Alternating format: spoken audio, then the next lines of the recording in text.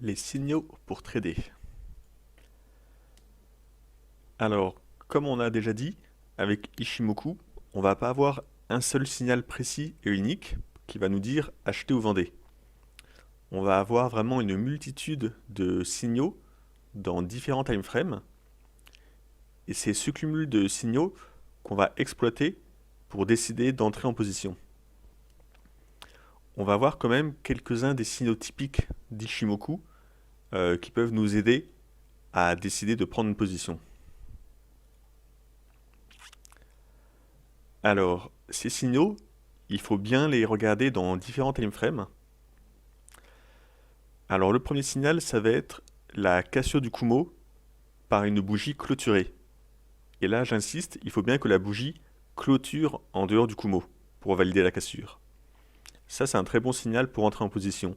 C'est un signal que la tendance va peut-être s'inverser. Et donc, si on prend position rapidement, après la cassure du Kumo, on peut être dans le début d'une nouvelle tendance qui va démarrer. Donc ça, c'est vraiment un de mes signaux préférés avec Ishimoku. Un autre signal typique, ça va être le croisement de la Kijun par la Tenkan en période de tendance. Alors, j'insiste là sur le fait qu'il faut être dans une période de tendance.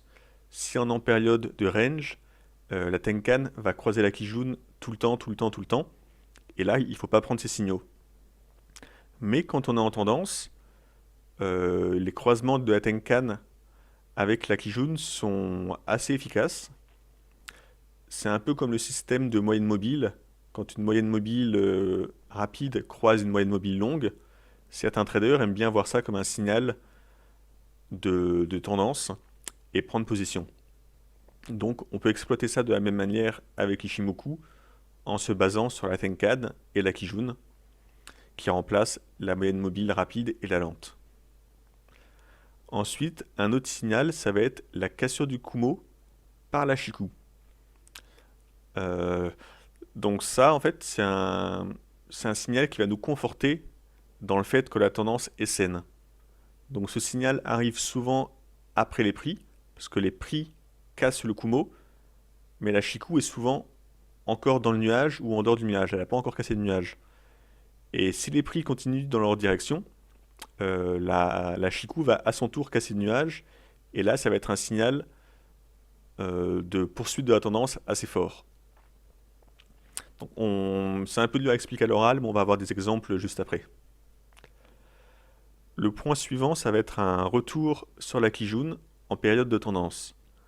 Donc si on a une tendance haussière, quand les cours vont baisser un peu et retoucher la Kijun, on va pouvoir essayer de prendre un achat pour se replacer dans le sens de la tendance principale. Et encore une fois, il faut bien que les cours soient en tendance. Quand on est à plat ou en range, ce signal n'est pas à prendre en compte. On a également le retour sur le Kumo, toujours en période de tendance. Donc je vous avais déjà dit, le Kumo, c'est vraiment le dernier garant de la tendance. Quand la Kijun est cassée, il reste que le Kumo pour faire résistance ou support pour que la tendance perdure. Donc on peut également jouer ces retours sur le Kumo en misant sur un retour de la tendance.